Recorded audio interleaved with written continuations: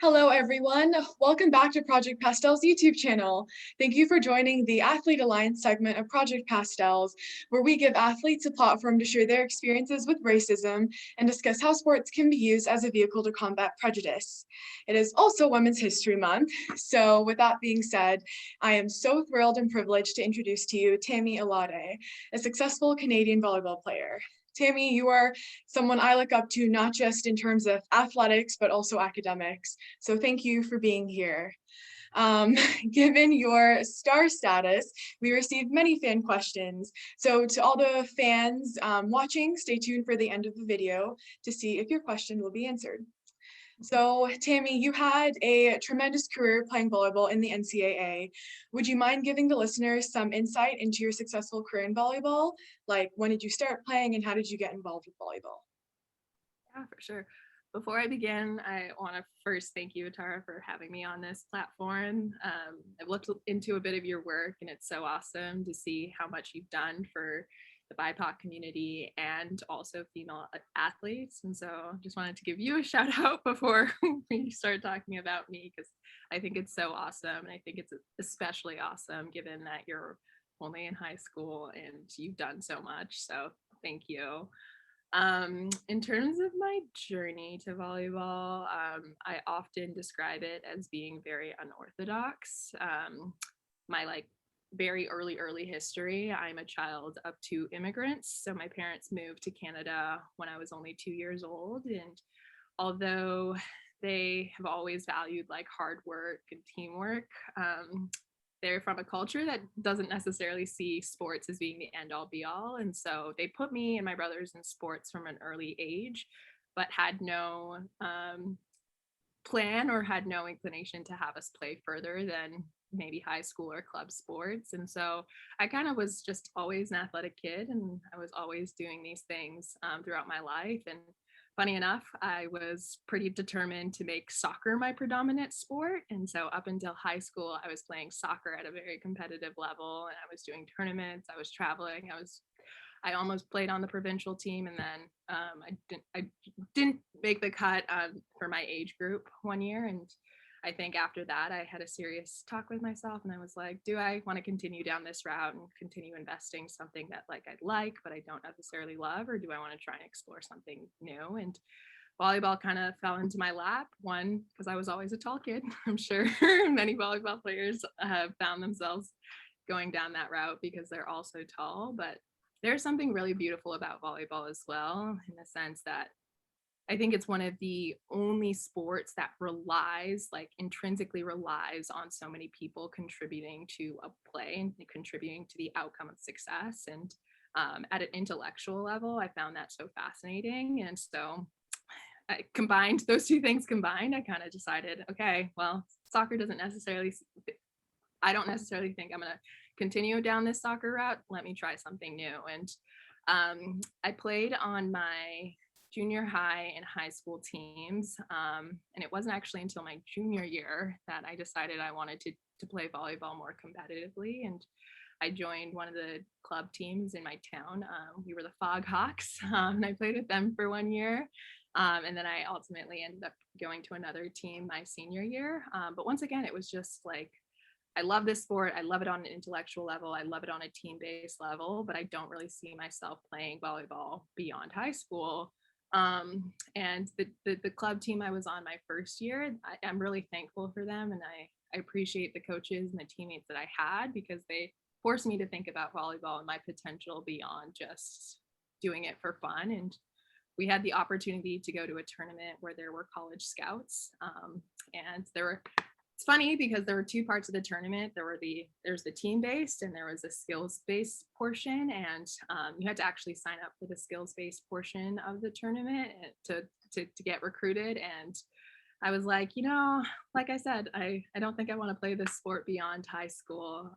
But a bunch of people at that tournament just encouraged me to do it. And I tried it out, and the next day I started getting emails and calls from coaches all over the country in Canada, but also in the US. And doors really opened for me. And I'm thankful that I've had so many people who've been able to support me and cheer me on and encourage me to do things beyond even my own comfort level. And show me that there is potential and there is opportunity for volleyball beyond just what you do in high school. And so I would say, to answer your question in short, I would say my journey in volleyball has had a lot of ups and downs, and it's not a straightforward path as with many things in life, but I am thankful for the people who have supported me in getting to the ultimate journey that landed me at Stanford.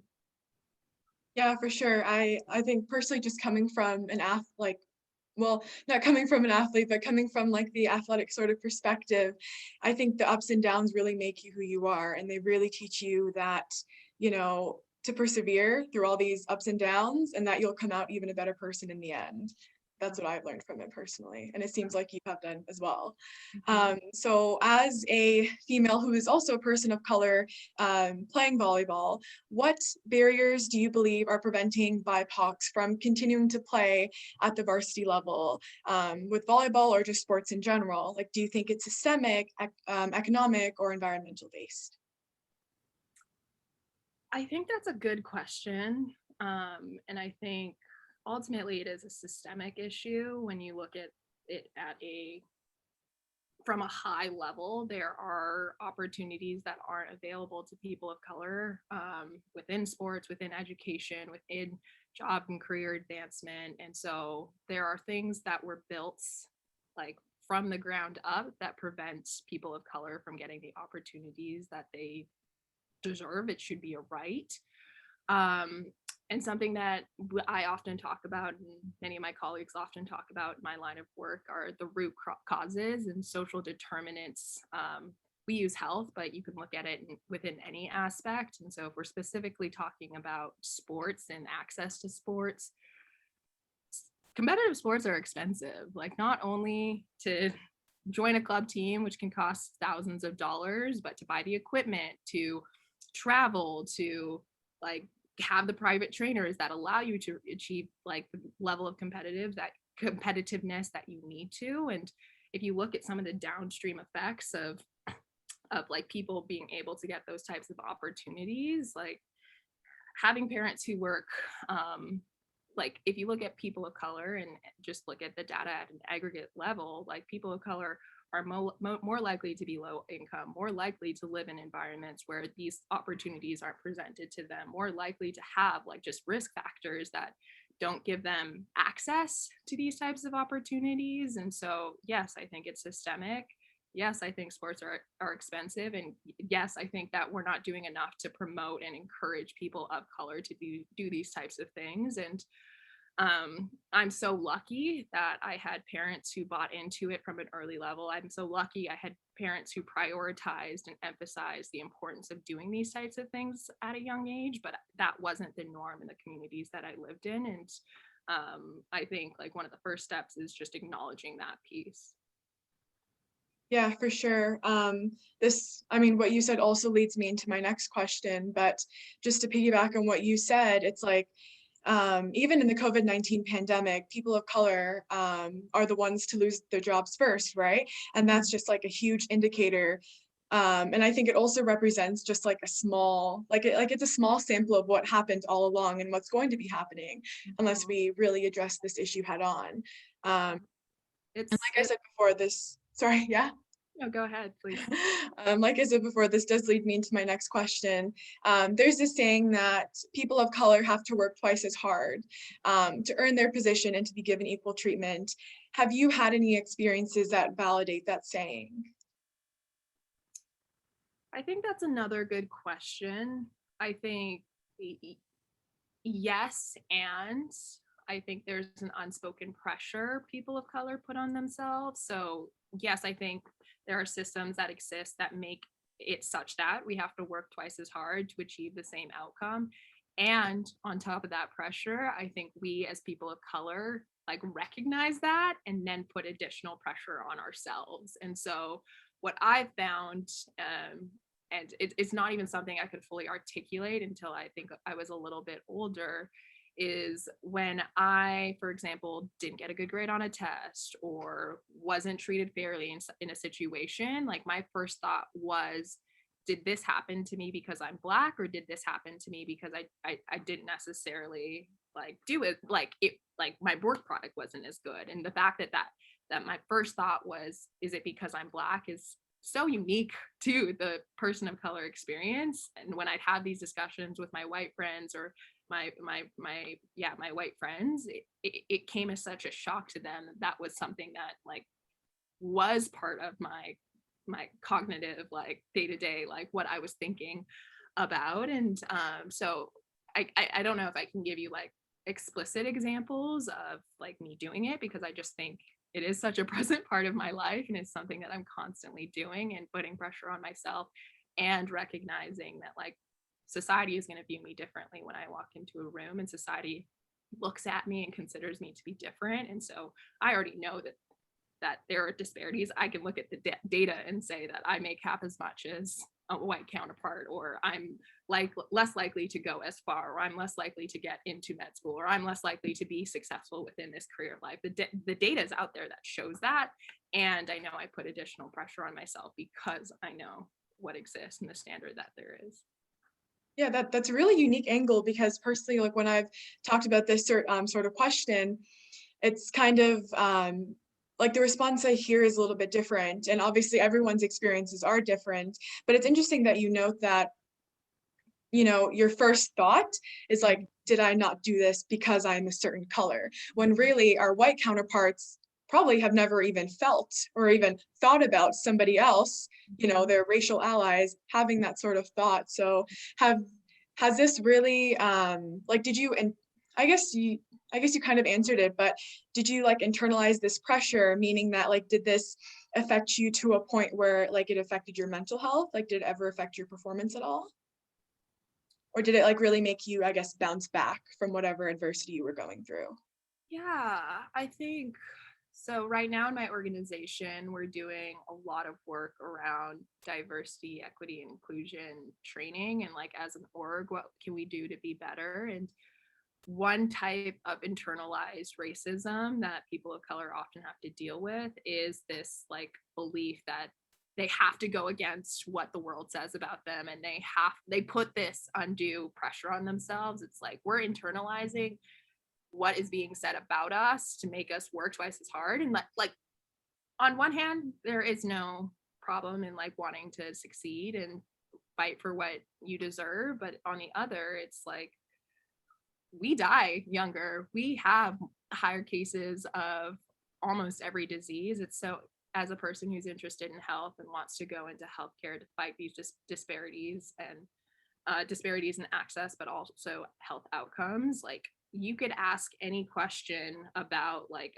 a disease or a health morbidity, and the answer almost always will be like, who has the poor health outcome? It will almost always be Black and brown people. And that is just devastating to me. And so the fact that like we have to work twice as hard and we have to put this undue pressure on ourselves, and that results in us having poor health outcomes, is devastating to me. And the fact that it's been internalized because we've been told these things for so long, I think is really, it's something really difficult for me to grapple with as a person of color. And something that hits really, really close to home for me is the statistic, it's I think been shared a lot in the past couple of months, but around Black women, like regardless of socioeconomic status, regardless of like their job occupation, regardless of how nice of a neighborhood they live in, are more than, I think it's 5 times more likely to have a baby who's born premature, to have a baby who's more likely to die. And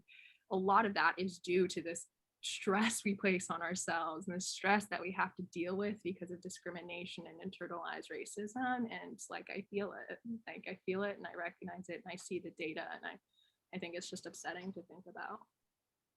Oh yes, and I remember reading this article. It was also about healthcare and having people of color, babies who are a person of color, being poorly treated in the hands of, you know, their white counterparts. And these people are doctors, right?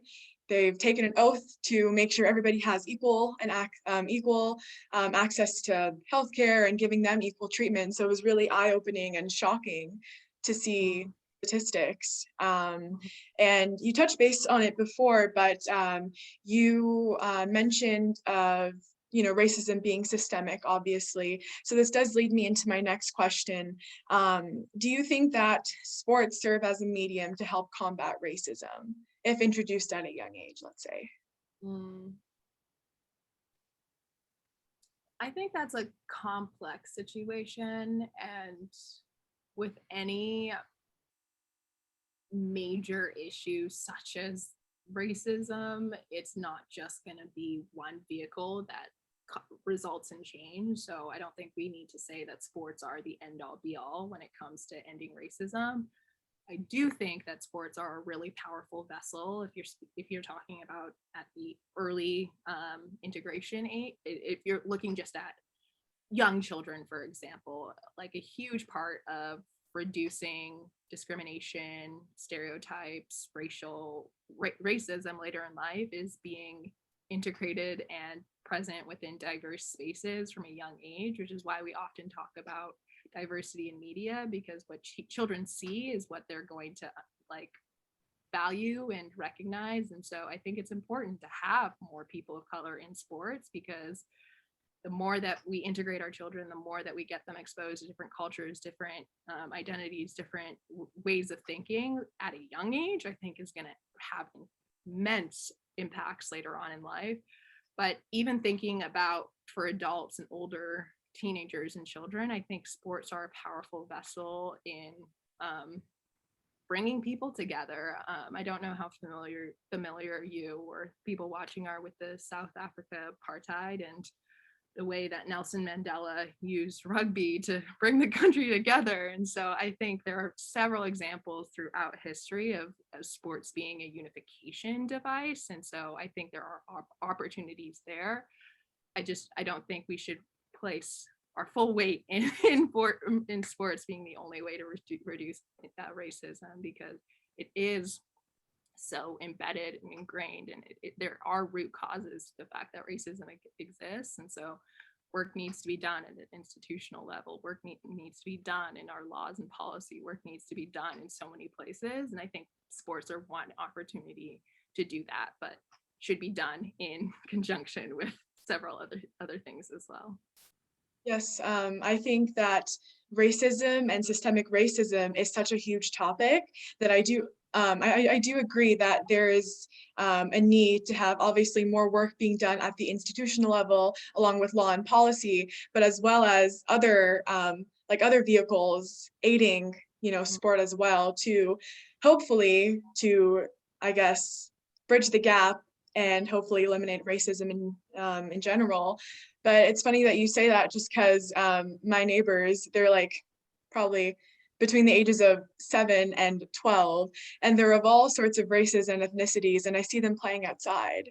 Mm-hmm. And they really don't care, right? Like, they're like, oh yeah, my friend is of this race and of this race, but that doesn't matter. I still play with them because they're a really good person and they're fun. And even for me, when I look at my own club team as well, like, when I step onto the court, none of that matters. It's all about getting the point, how well you can work with your teammates, and how well you can lift them up and be a good leader and communicator and all of that. So I definitely agree. Our next question, have you faced any racism in sport or just in general? And if so, what did you do and how did that affect you? That's another really good question. And I think for me, racism has existed mostly in microaggressions. So it's the little comments that you get. I grew up in predominantly white neighborhoods. I think in the small town that I lived in, like 25,000 people, I think there were maybe 20 Black families, if that. Like, it was a very small percent. I think I looked it up one day and it was like 0.09% Black. And so I didn't have much exposure to Black people, and something that I've reflected on a lot since leaving Canada. And not that Stanford was necessarily super diverse, but compared to not even 1%, I did see a lot more Black people here, and so it's given me a lot of time to reflect on my experiences. And I don't think I had the language during high school, during junior high, and even earlier to really name what was racist and what was not. But I think what I experienced were a lot of microaggressions. So, for example, being called an Oreo, like I think many Black people have probably had that happen. I've heard that one as well too. Yes. Like being told I speak like really eloquently, like little comments like that like rubbed me the wrong way, but I didn't have words for why it rubbed me the wrong way. It just didn't feel like it didn't come across as a compliment, and it felt like I was being put into a box that I shouldn't have. And so yeah, I had the opportunity to move to Stanford to get more exposure to Black people, to have Black friends for the first time in my entire life. And I think what's beautiful about Black people is there is not one singular Black experience or person of like an experience for a person of color. I think we're all unique in what we experience, but there are shared commonalities, and like a big thing is like these microaggressions. And yeah, I think it's interesting because it breaks you down in a different way than those like explicit overt acts of racism. But at the end of the day, racism is racism, and the extent to which it impacts your life, I think, is important to name and validate in people's experiences. Yeah, I do think people, I guess, well, at least in my experience and what I've seen and experienced is that people don't consider microaggressions a form of racism, but I'm like, at the end of the day, you are making a racist comment, right? Referring to somebody as an Oreo, right? Like, is that really necessary? But that also is going to hurt someone's feelings, right? So for sure, I definitely agree. And So not only that, it centers whiteness as being superior. I think that's like an important thing to recognize. And like this fight for equality or equity that we're trying to achieve, like it's hard to do that when you're calling someone Black on the outside, white on the inside, and the white on the inside is what's important and what makes them valuable. And so I think just like trying to disentangle like the fact that like it's the white supremacy piece, it's the putting white people above another race just because of the tone of their skin, I think is important to recognize. for sure. Well, those, as I said in my intro, we'd be getting to fan questions. So those were our questions from Project Pastels, and it was an awesome time discussing this with you. And I know our fans probably right now want to hear some of the answers to the questions that they asked you. So first question, who is your biggest inspiration? I would say that I know it's a trite answer, but for me, it has to be my parents. I briefly mentioned in my intro that my parents immigrated from Nigeria when I was only 2. I had a younger brother who was 1, and then my mom was also pregnant with my youngest brother. And so they had 2 kids, 1 on the way. My dad only had, I think, 100 Canadian dollars to his name, and they made a life for themselves in a country that was foreign to them. They had no other family here. My dad was a lawyer in Nigeria and had to start over. So for multiple years of my early childhood, both my parents worked multiple jobs, and they eventually were able to start their own business, like put me and my brothers through college, like support family back home. And the fact that they were able to do that with their 2 bare hands and still have a smile on their faces the entire way, I think is truly inspirational. And I couldn't ask for better parents. And every day, even when things feel tough or difficult, like I have those 2 people to look back on, and I'm really thankful. Oh, that answer makes me smile so much. I definitely resonate with that as well. Like my mom, she a single mother, and she moved here from Sri Lanka as an immigrant and had to start from scratch with her bare hands. And she's able to put me through volleyball, put me through school. So she's definitely someone I look up to every single day. So I'm with you on that one. What was it like when you got recruited by Stanford, and how was it like playing there? I described a bit of my recruiting process. So like I said, I went to a camp where they had US recruiters, like specifically there, with the intent to find Canadian talent. So that definitely helped. Stanford wasn't at that tournament specifically, but I was able to speak to the coordinator of the event. I think his name is Bill. And he put me in touch. The funny thing is, I like didn't have a really good sense of who was competitive, who was not in the US for teams, but I had looked up like rankings the week prior, and Stanford, because it's not an Ivy League, had the opportunity to offer scholarships. And so I was like, great academic school, the opportunity to get scholarships, like, Bill, if you wouldn't mind putting in a good word for me for Stanford, like, let's see what could happen. And then the next day I got an email from the assistant coach there, and like I'm so thankful that like I even put in the word, because I think that opened doors that probably weren't open before. Playing at Stanford was an absolute dream.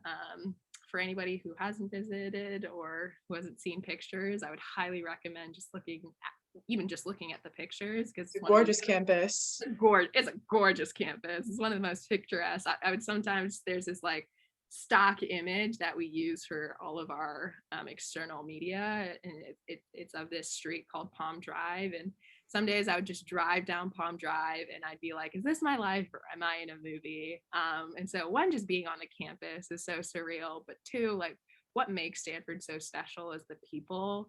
So not only were my teammates the most competitive volleyball players essentially in the country, they were also super intelligent, like articulate, creative, like funny. Oh my goodness, they're really hysterical. But like we pushed each other not just athletically but also academically, and I think that's exactly what I needed to have a fulfilling college experience. And I'm so thankful I got exposed to people like that on my team, but also just like the Stanford community in general. Yeah, I've had the pleasure of visiting Stanford as well, and the campus is gorgeous. I love it so much. Our next question. So, in what ways do you feel individuals around the world, regardless of race or ethnicity, can make their team atmosphere more inclusive? I like this question a lot. And I think it's something that you intentionally have to commit to every day. And so something that's, I think, not talked about as much is like how important team chemistry is for success on the court. And maybe it is talked about, but like, I don't think it's something that I had fully known or committed to prior to entering college volleyball. I like knew my teammates in club, but I wouldn't say we were necessarily like the closest people off the court. And I would say our junior year, it was actually like we were all friends and we all got along, but like we weren't doing as much to invest in each other, both on and off the court. And I think that played out in how we finished our season that year. And so I think one, like it's working with coaches to see how they can do stuff from the top down, but also as players and peers with each other. It's thinking about like activities that you're doing in your off season, activities you're doing in your downtime, like what you're doing in the locker room to have safe language, to foster like called like inclusive conversations.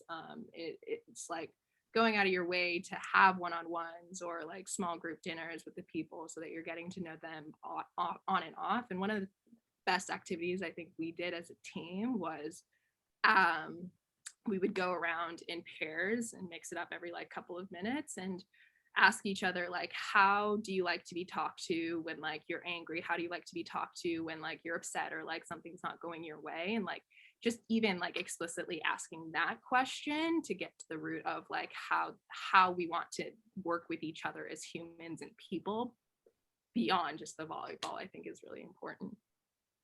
Yes, I did this a few times actually. Like I would like we would have these journals, and then we would just ask everybody like, how should I help you in like, you know, times of despair, meaning like it's 14-14 in the third set of volleyball, like what should I do? Should I come over and give you a high five, or should I just not say anything? So I think that's really crucial, because that really gives you an insight as to how they like to be treated and who they are as a person as well. Leading into my last question, how else were you involved with Stanford? Like meaning with extracurriculars and leadership? Yeah, I love this question. I when I got to Stanford, like I think I was overwhelmed first of all by its beauty, but like just the number of opportunities that I could pursue as an athlete and a student and just a person who was there. And so I think one of the most significant for me, I was involved with the Student Athlete Advisory Committee at Stanford, which is a group of student athletes that were working to pursue leadership positions within the athletic community, but also the greater community beyond Stanford. And I got to be the vice president of our community service branch for 2 years.